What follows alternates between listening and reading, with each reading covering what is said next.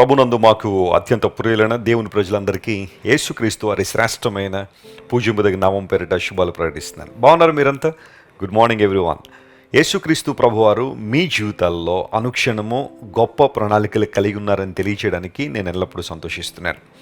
నా ప్రాణమా యెహోవాను సన్నిధించు, ఆయన చేసిన ఉపకారములో దేనిని మర్చిపోవద్దని కీర్తనకారుడు చెప్పినట్టుగా అనుదినము ప్రభువారు మన జీవితంలో ఎన్నో ఉపకారాలు, ఎన్నో మేళ్లు జరిగిస్తున్నారు. కొన్ని మనకు తెలిసి జరుగుతూ ఉండొచ్చు, కొన్ని తెలియకుండానే దేవుడు అనేకమైన కీడులను తప్పించి మేలులను మన జీవితంలో ఆయన కృమ్మరిస్తున్నారు. నేటికి మనం సజీవ లెక్కలో ఉన్నామంటే అది కేవలం దేవుని కృప. ప్రకృతి వైపరీత్యాల వలన, విపత్కర పరిస్థితుల వలన చాలామంది తమ జీవితాలను పోగొట్టుకున్నారు. కానీ దేవుడిచ్చిన జీవాన్ని బట్టి మనం ప్రభువును స్తుతిస్తూ ఆయన గణపరిచినప్పుడు మరింత ప్రభావవంతంగా దేవుని కోసం జీవించడానికి మనల్ని మనం సిద్ధపరచుకుంటాం. ప్రతిరోజు కూడా పరిశుద్ధ గ్రంథంలోంచి ఒక వాగ్దానాన్ని మనం ధ్యానం చేస్తున్నాం. ఈ వాగ్దానాలు మనందరికీ కూడా బలాన్ని ఇస్తున్నాయి, ధైర్యాన్ని ఇస్తున్నాయి, ప్రోత్సాహాన్ని ఇస్తున్నాయి. ఈరోజు వాగ్దానం కోసం కనిపెడుతున్నారు కదా, పరిశుద్ధ గ్రంథం తెరిచి ద్వితీయోపదేశకాండము 32వ అధ్యాయము 47వ వచనాన్ని మనం చదువుకుందాం. డ్యూటెరానమీ చాప్టర్ 32 and verse 47. ఇది మీకు నిరర్ధకమైన మాట కాదు, ఇది మీకు జీవమే, మరియు మీరు స్వాధీనపరుచుకొనుటకు యోర్దానును దాటబోచున్న దేశములో దీనిని బట్టి మీరు దీర్ఘాయుష్మంతులగుదురు. ప్రతి ఒక్కరికి ఒక ఆశ, ఎక్కువ కాలం బ్రతకాలని, జీవించాలని. మరణ పడకల మీద ఉన్న చాలామంది ఇంకా కొంతకాలం మేము బ్రతికితే చాలు, ఇంకా కొంతకాలం మేము జీవించాలనే ఆశ చాలామందిలో ఉంటుంది. దీర్ఘాయుష్మంతులు అవ్వాలని ఎంతోమంది ఎన్నో ప్రయత్నాలు చేస్తున్నారు. ఎన్నో రకాలైన కార్యక్రమాలు చేపట్టే వాళ్ళు కూడా ప్రపంచంలో కనబడుతున్నారు. అయితే మోషే మరియు యెహోషువలు దేవుని మాటలు ఆ తరమంతటికి తెలియచేసిన తర్వాత వారు చెబుతున్న మాట ఏంటంటే, దేవుడు మీకు చెప్పిన మాటలను, మీకు ఇచ్చిన ఆజ్ఞలు మీరు జాగ్రత్తగా పాటిస్తే దేవుని జీవాన్ని మీరు పొందుకుంటారు. ఇప్పటి వరకు ఏవైతే మాటలు మీకు చెప్పామో లేదా ఏవైతే ప్రకటించామో అవన్నీ నిరర్ధకమైన మాటలు కాదు, అవి మీకు జీవాన్ని ఇస్తాయి అనే మాట ఈ వచనంలో మనం చూస్తున్నాం. ప్రభునందు ప్రియ దేవుని బిడ్డలారా, జాగ్రత్త వినండి. మనిషికి జీవం ఎక్కడి నుండి వస్తుంది? మానవుడు ఎలా బ్రతుకగలడు? మనిషి రొట్టె వలన మాత్రం కాదు, కానీ దేవుని నోట నుండి వచ్చే మాట వలన జీవిస్తారని లేఖన భాగం స్పష్టీకరిస్తుంది. చాలామంది అంటూ ఉంటారు, మన శక్తి కదండి, మన బలం కదండి, మన ఉద్యోగం కదండి, మన ప్రభావం కదండి మనం బ్రతకడానికి ఉపయోగపడుతుందని. అయితే భూమి తన పంటను ఇవ్వకపోతే, దేవుడు భూమికి ఆజ్ఞ ఇవ్వకపోతే మానవుడు ఎలా బ్రతుకుతాడు? ఆయన మాట వలన మనిషి జీవిస్తాడు. అది శారీరకంగా కావచ్చు, ఆత్మీయంగా కావచ్చు, ఏ రూపంలోనైనా జీవాన్ని పొందుకోవాలంటే దేవుని మాట ద్వారా మాత్రమే సాధ్యము. దేవుడు మనతో మాట్లాడుతున్నాడు. ఈ కారణాన్ని బట్టి మనం ప్రభువుని స్తుతించాలి. ఆయన మాట మనకు జీవాన్ని ఇచ్చేది. మన శ్రమల్లో, మన విపత్కర పరిస్థితుల్లో, కష్ట సమయాల్లో అనేకమైన నిందల అవమానాలు మన మీద దొమ్మిగా పడుతున్నప్పుడు, ఇరుగు పొరుగు వారు, ఇంట్లోని వారు, దూరంగా ఉన్నవారు కావచ్చు, స్నేహితులు కావచ్చు, తప్పుగా మాట్లాడుతున్నారని తెలిసినప్పుడు కృంగిపోవడం సహజమే. అటువంటి పరిస్థితుల్లో కూడా మనకు నెమ్మదినిచ్చేది, ధైర్యాన్ని ఇచ్చేది, గొప్ప ఆదరణ ఇచ్చేది దేవుని వాక్యం. ఈ వాక్యము నిరర్ధకమైంది కాదు. బైబిల్లో రాయబడిన ఏ మాట కూడా నిరర్ధకం కాదు. ప్రతి మాట దేవుని మాట కనుక, పరిశుద్ధాత్మ ప్రేరేపణ ద్వారా మాటలన్నీ రాయబడ్డాయి కనుక ఈ మాటలు మనకి జీవాన్ని, సారవంతమైన అనుభవాల్లో మనం ఎదగడానికి కావాల్సిన పరిస్థితులను అనుకూలపరుస్తుంటుంది. యెషయా గ్రంథంలో కూడా మాట ఉంటుంది, మనందరికీ తెలిసిన మాట 55:11. నా నోట నుండి వచ్చే వచనము నిష్ఫలంగా అది నా దగ్గర తిరిగి రాదు, నాకు అనుకూలమైన దానిని మాట నెరవేరుస్తుంది అని దేవుడు చెప్పిన మాటను యెషయా గ్రంథంలో మనం చూస్తాం. అంటే ఒక్కసారి దేవుడు తన మాటను పలికితే, ఆయన వాగ్దానాన్ని కనుక రిలీజ్ చేస్తే అది మరలా నిష్ఫలంగా ఆయన దగ్గరికి వెళ్ళిపోదట. దేవునికి అనుకూలమైన వాటిని నెరవేరుస్తుంది. దేవుని మాటలు మనకు జీవాన్ని ఇస్తాయి. దేవుని బిడ్డలారా, దేవుని స్వరాన్ని వినే అనుభవాన్ని కలిగి ఉన్నావా? ఆయన స్వరాన్ని వినడానికి ఆతురపడుతున్నావా? తొందరపడుతున్నావా? ప్రపంచంలో చాలా వాటికి తొందరపడుతుంటాం, కానీ దేవుని స్వరం కోసం కనిపెట్టట్లేదు చాలామంది. వాక్యం వింటారు, పెద్ద ఏమనిపించలేదని వెళ్ళిపోతుంటారు కొంతమంది. చెప్పబడిన వాక్యంలో పొరపాటు కాదు, లేదా దైవజనంలో పొరపాటు కాదు, కానీ ఆ వాక్యాన్ని రిసీవ్ చేసుకోవడానికి నీకు మంచి మనసు లేదు. నీ మనసును సిద్ధపరచుకోలేకపోతున్నావు.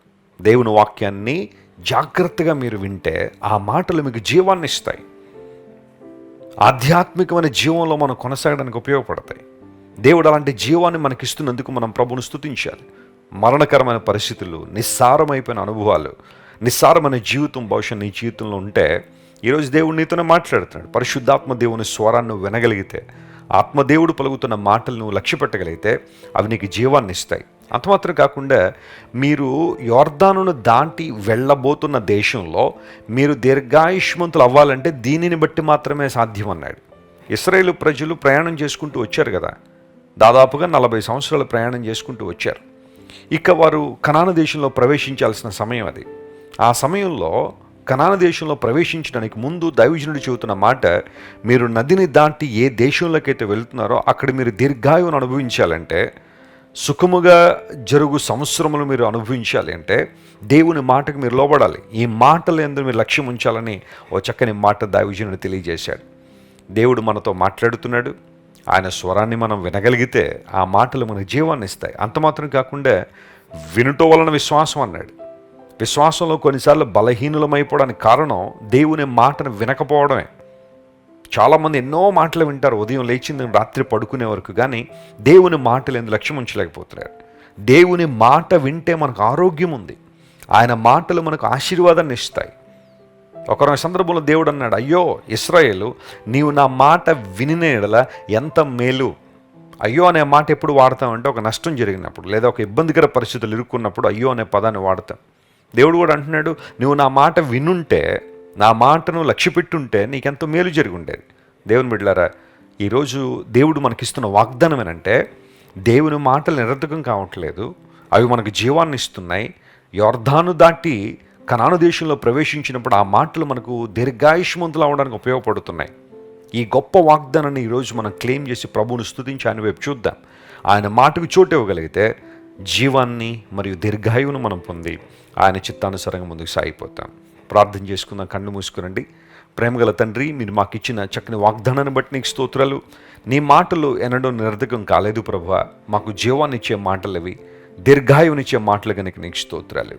ఈరోజు మా ప్రియులు ఎంతమంది అయితే ఈ వాగ్దాన సందేశాన్ని వింటున్నారో వారందరినీ మీరే బలపరిచి స్థిరపరిచి అద్భుతాలు చేయండి. అనారోగ్యంతో ఉన్న వారికి స్వస్థతనివ్వండి అయ్యా. నిందల అవమానాల చేత పీడించబడుతున్న వారికి విడుదల దయచేయండి.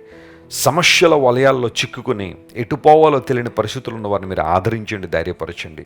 ప్రకృతి వైపరీత్యాల వలన ఇబ్బందులు పడుతున్న వారిని మీరే కాపాడి రక్షించమని కోరుతున్నాను. ఘనతయు మహిమయు స్తోత్రము ప్రభావము నీకు మాత్రమే కలుగునుగాకని ప్రకటిస్తూ యేసయ్య నామం పేరట అడిగి వేడుకొనిచున్నాము తండ్రి. Amen, amen. God bless you dear friends. Have a wonderful day. Christ worship centre ఓ బలమైన సంఘ ఉజ్జీవం. కొన్ని సంవత్సరాల క్రితం కేవలం 2తో ప్రారంభించబడిన పరిచర్య నేడు ప్రపంచవ్యాప్తంగా లక్షలాది మందిని ప్రభావితం చేయుచున్నది. రాజమండ్రి, సికింద్రాబాద్, బెంగళూరు, చెన్నై, నెల్లూరు, దుబాయ్, బెహ్రైన్, కరీంనగర్, విశాఖపట్నం, గద్వాల్, కొవ్వూరు, మలకపల్లి, శ్రీలంక, భూటాన్, అడ్డతీగల, పాలమూరు, ఒంగోలు, బళ్ళారి, కోరుకొండ, పోతవరం, నల్లజర్ల, వెంకటరామయ్యగూడెం, మచిలీపట్నం, ఇందిరానగర్లతో పాటు అనేక గ్రామాల్లో క్రైస్ట్ వర్షిప్ సెంటర్ ఆరాధనలు జరుగుచున్నవి. వాక్య సంబంధమైన ఉజ్జీవంలో, పరిశుద్ధాత్మ సంరక్షణలో కొనసాగాలనుకునే ప్రతి ఒక్కరికి మా ప్రేమపూర్వక ఆహ్వానాన్ని అందిస్తున్నాము. రండి, ఆత్మతో సత్యముతో ప్రభువైన యేసుక్రీస్తును ఆరాధిద్దాం.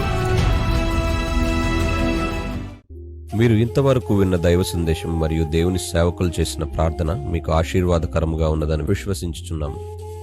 ఈ సందేశాన్ని మీ స్నేహితులకు, బంధువులకు షేర్ చేయండి. మీకు ఏదైనా ప్రార్థన అవసరత ఉన్నచో మా ఫోన్ నంబర్లకు కాల్ చేయండి. దేవుడు మిమ్మల్ని ప్రేరేపిస్తే విశ్వాసంతో సాగుచున్న ఈ పరిచర్యను ప్రోత్సహించండి. మరిన్ని వర్తమానాలు, పాటలు వినుటకు జాన్ వెస్లీ మినిస్ట్రీస్ అను మా యూట్యూబ్ ఛానల్ను సబ్స్క్రైబ్ చేసుకొనండి. ప్రభువైన యేసుక్రీస్తు కృప మీకు తోడైండును గాక.